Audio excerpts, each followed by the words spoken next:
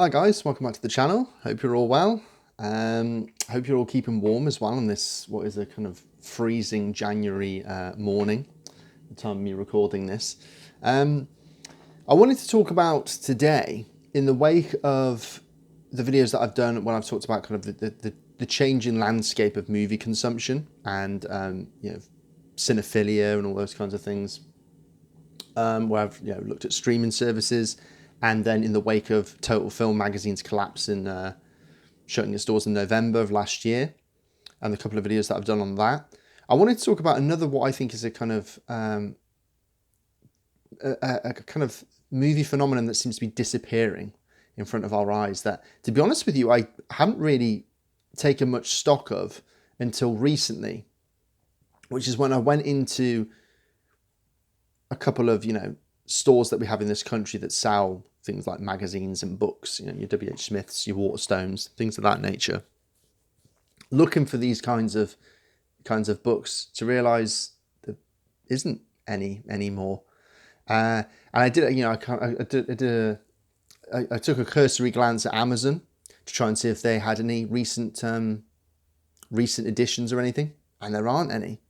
And that's film guides. The kind of the disappearance of film guides. They seem to have just completely gone, don't they? Do you remember going into a bookstore and it felt like maybe like half of the space was taken up by film guides?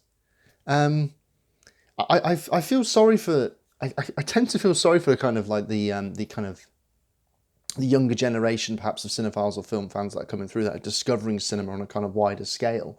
Because I feel like they don't have something like a film guide that can really help them discover more movies and kind of discover their own voice and place and tastes within cinephilia. And I think it's a lost. Well, it's kind of like a lost art, really, the art of a film guide. I think a good film guide, because like I said, there just doesn't seem to be any anymore. When I checked on Amazon, the latest editions I seem to get of things like Radio Times Film Guide and Time Out Film Guide go way back to like 2017-18. So it feels like in the last 6 or 7 years, we've really seen a decline in film guides being this kind of publishable phenomenon. Because film guides were just always commonplace. Guarantee you could go into a bookstore in the film and TV section and there'd be a film guide of some sort, right? There'd just be a film guide for you to pick up. In fact, when I was in my teens, I went through, and I'm going to go through some of the film guides that have helped shaped my movie taste and discuss them with you of what I think are the benefits of having film guides in a second. But I felt like I had to own quite a few of them just to get differing voices and opinions and tastes and thrown at me. But not only that, no film guide's the same. Certain movies will be in certain film guides that won't be included in others, for obviously practical reasons such as space, or maybe the people that have collaborated and made the film guide just haven't reviewed that film previously elsewhere, based upon the kind of nature of the publication that's making the film guide, essentially. Or maybe they haven't seen the films, because certain film guides, they can be as a result of one critic and all the movies they've reviewed, or it could be a publication that decides to make a film guide, and therefore it's kind of a collective effort. Or you can kind of get these kind of quirky, offbeat movie guides or film guides, which to an extent, some of them still exist if you want kind of specialist ones. So for example, now if you want like a kind of a reference book on, say, South Korean cinema, which of course has really boomed in the last quarter century, you can get one on that. Or anime, you can get one on that. Or, maybe it's like cult films or something. So you can get kind of like specialized or focused ones, and maybe like more offbeat ones. But in terms of like the general film guide, an A to Z, because this is what a film guide is, for maybe some of you might not know if you're younger, and like I say, they are a disappearing thing. A film guide is essentially just an A to Z of films, and they usually have in there, key details, such as certificate director, the cast, key cast members and the characters maybe that they play in brackets, parentheses, and then they have a kind of brief synopsis, which will be further detailed in a kind of capsule review, and then you have kind of opinions and thoughts on the film. Sometimes some film guides are less I shouldn't say bothered about that, but that's not that kind of modus operandi as a film guide, and we'll get into that. So yeah, I just feel like young film fans now, in an age where, and this is where I first thought about this when I was doing my movie streaming video, is in an age where we have now more than ever kind of, platform capitalism. You have a plethora of streaming services, which you go on and you have a platform and you just have loads of movies thrown at you. You kind of need a film guide now more than ever, ironically. And yet they seem to be disappearing in front of our eyes, maybe precisely because of not just streaming services, because you've got to remember what streaming services offer you is you kind of make your mind up what to watch when you're on the platform, because, they'll autoplay certain clips perhaps from the movie, you'll have a synopsis there, and then user reviews underneath. And I feel like streaming services as part of the kind of the internet and the kind of the digitization of media in the last, again, quarter century, that's been a real challenge to, again, film criticism, film journalism in general, and that's why we've seen the shrinking down of things such as film guides, where perhaps no one wants to kind of finance or back the publishing of a film guide anymore, because it's like, well, someone could just look up a review online. And you've had challenges by things such as Rotten Tomatoes, kind of critical aggregator platforms, Metacritic, things like that, which I have issues with, and actually I probably should do a separate video on that as well, of my kind of issues with kind of critical aggregation sites and stuff like that.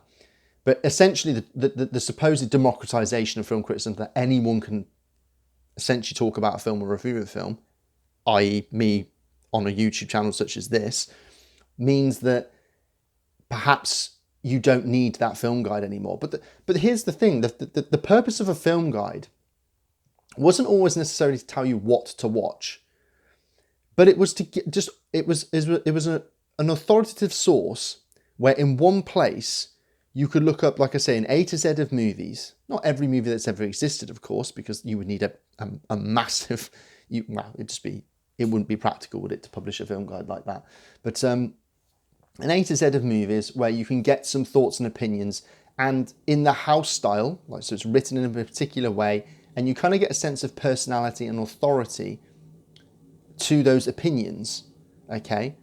And of course, you've got the shorthand things such as like star reviews. It was an authoritative source of information in one place.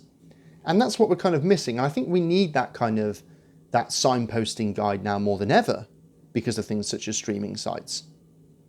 Okay? So, like I said, I feel like they're needed more so now than ever. So the film guides that I have, and I have quite a few, I have about 4 or 5 books that I would definitely consider film guides. Like I say, there are more kind of offbeat books that you can kind of lump into that bracket. But, like I said, the base level of a film guide would be something like, I've got here Lennon Moulton's, who's an American critic, this is from 2011. I think it was published every year. Again, up until a point, it's no longer published. I don't think. Film guide here, which is this is what you would expect a film guide to be, which is kind of like saying A to Z. You got the titles in bold here. Look, they've got star ratings, key cast. It's very small. Yeah, but New York Times bestseller.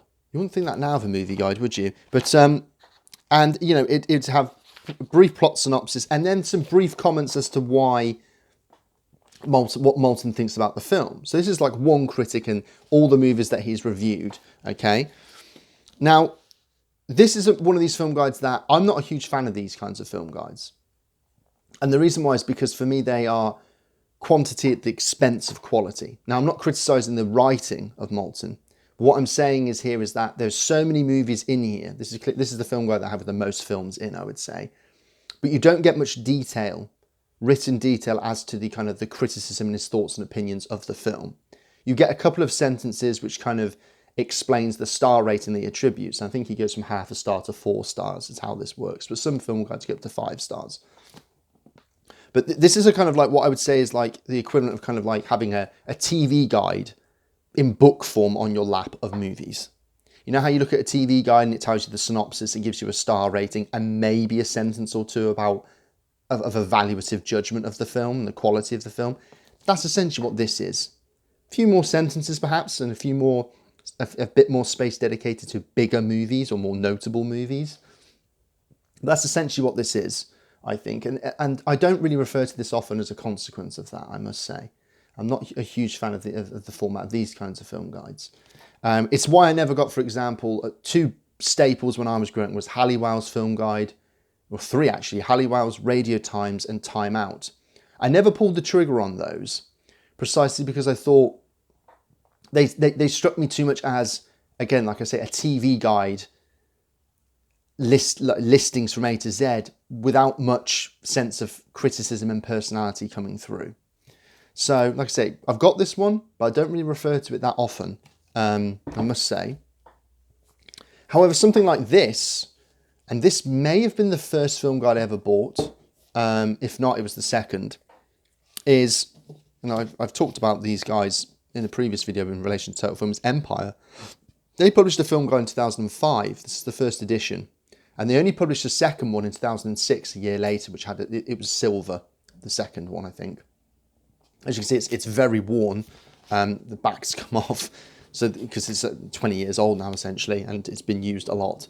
And again, same thing, A to Z. You know, you have the title of the film, and you know, and you kind of star ratings, but much more lengthy reviews, as you can see.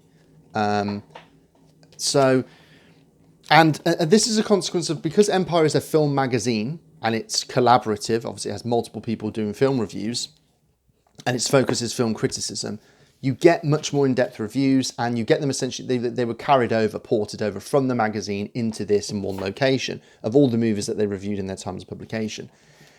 The plus side to this, of course, is you get a lot of up-to-date modern reviews, and you get things like I said, look here, you got things packed with movie trivia, and they even have things such as like themed lists that pop up now and again, which are quite fun in the film guide. I've got to try and find an example now, but which is going to be quite difficult. But they have like this kind of quirky themed lists, which are quite interesting. Yeah, like here, like long film titles. They have a top 10 long film titles. That's kind of cool. That kind of, you know, jazzes it up a bit and makes it more interesting. But like I say, there is a lot of more modern movies, obviously modern up to a point. This goes up to 2005. And I must say there's something about having a film guide where it's aged that actually is kind of a distinct pleasure, where you don't have a kind of revisionism setting in. You have what people thought about a movie at the time. But also, movies are frozen in time in 2005.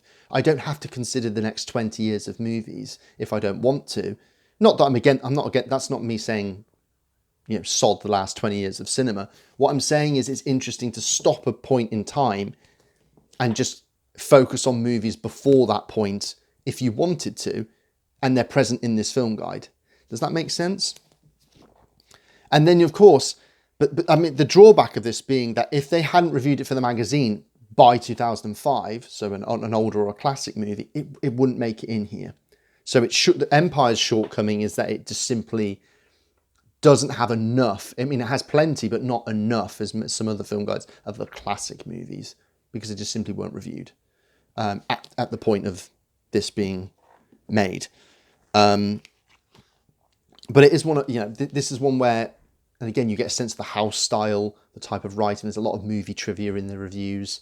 It has a very distinct style. Another one I got, and this might be the first, actually,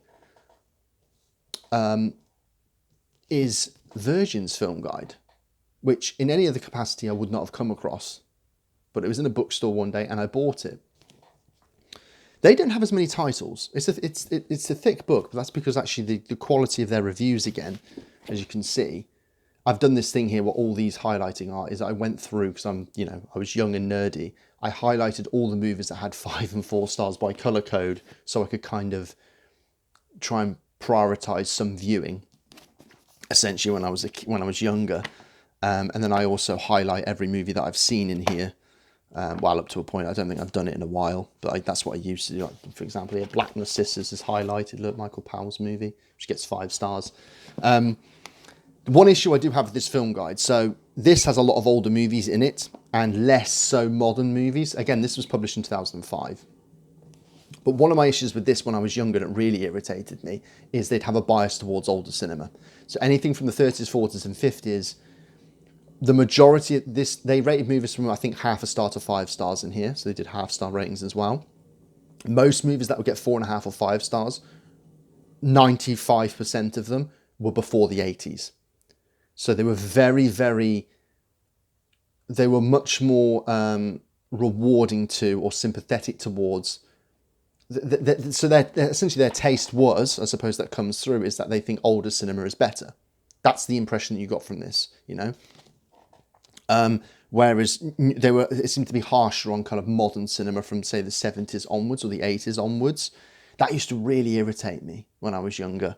Now I've actually kind of grown to like this film guide more because I kind of appreciate that kind of stance in a way. Not that I necessarily agree with it, but I like the fact that they have a kind of stance and that sense of personality comes through, even if I don't agree with their ratings a lot of the time. But again, it gives you that sense of authoritativeness, even if you don't agree with it, that where there's a sense of taste coming through and personality. And for example, I don't even know any of the writers that wrote for this off the top of my head of this film guide. Again, this one's long since out of print. I don't know if there might have been a couple of editions of this, but I like the writing and I like the reviews and how in depth they are. And they make some very good points actually about quite a lot of films that, you might not often consider or come across. So, this was very useful to me. And I still do refer to this quite a lot actually. And it has a lot of films in here now that are, particularly back in 2005, that are quite hard to see and quite hard to access. But nonetheless, it's signposted and introduced them to me. So I had them in my head, I noted them.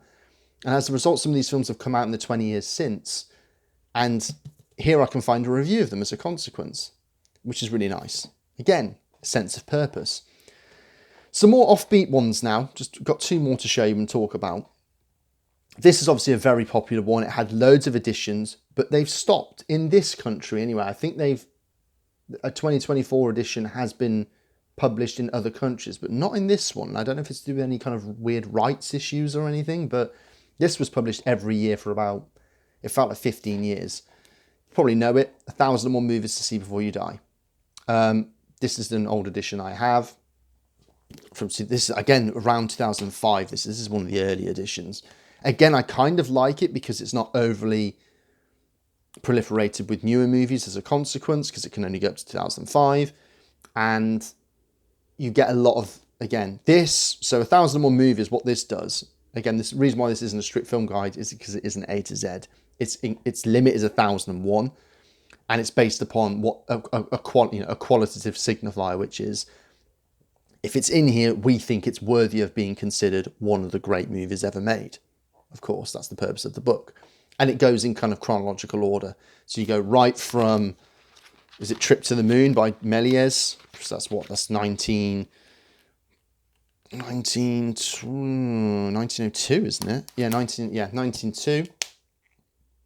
All the way through to 2005. And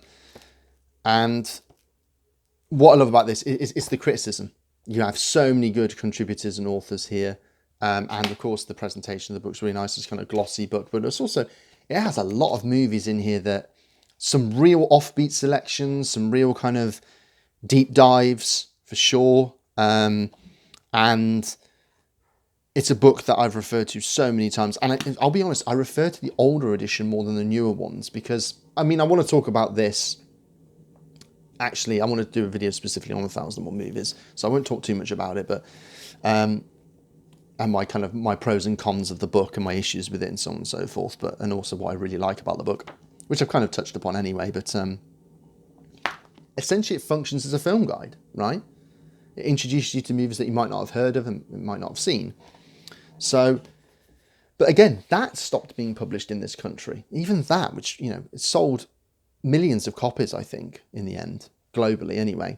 And another one, this is specific to a critic, but I think it's far more useful and instructive as a film guide than, say, Maltman's one, is Have You Seen? And this is another 1,000 movies one. This again goes in alphabetical order, right? But essentially it is David Thompson, who's the kind of critic and author of this, going through A to Z, telling you about movies that, have you seen them, essentially, is the purpose of the book. But essentially, you may have seen them, you may have not, you may have heard of them, you may have not. But he gives his kind of critical take and opinion as to what he thinks of the film. And that's an interesting thing here, because some of the movies he even includes here, he kind of bashes. So some movies, their purpose for being included is so we can take them to task, actually. So, again, Thompson is a great writer with a sense of personality that comes across. He's kind of one of the great... I don't want to say one of the great... a lot of people say he's a kind of movie expert. I don't think he is, actually. I don't think he's necessarily a great critic. He is a great writer, though, who happens to love movies. I think there is a subtle distinction to make there. And so he wouldn't be my go-to in terms of kind of, for example, world cinema. I don't think he's an expert in that area at all. That's not to say he hasn't seen a great lot of foreign films. He has. And a lot of them are in here. But again, you get a real sense of idiosyncrasy and personality come through in this book, and a lot of new titles that I was introduced to as a result. And so it isn't necessarily his top 1,000, it's just 1,000 movies that he writes about. And writing, if you're interested on writing and criticism on movies, it's a great one to get, actually. But like I say, we don't get these kinds of books being published the last few years, and yet they were all the rage, at least in the early 2000s, I would say, going into the 2010s. But now there seems to be a dearth of them. There doesn't seem to be too many being published at all. Like I say, I think that's a great shame. I think it's a kind of lost art, actually, the art of the film guide. So, yeah, what do you guys think about the kind of the disappearance of film guides in the kind of landscape of film criticism? Are you bothered by it? Are you not? Do you have any kind of great stories and experiences with film guides that you read? Maybe it's some of those. Maybe it could be the other ones like Halliwell's and Radio Times. Let me know your thoughts in the comments. If you enjoyed this video, of course, kind of a trip down memory lane, but also a kind of, like I say, a discussion on the kind of landscape of cinema, as it were. I make a lot of videos like this, so subscribe if you're interested. Be part of the discussion in the comments. And as always, guys, I'll see you on the next one. Take care.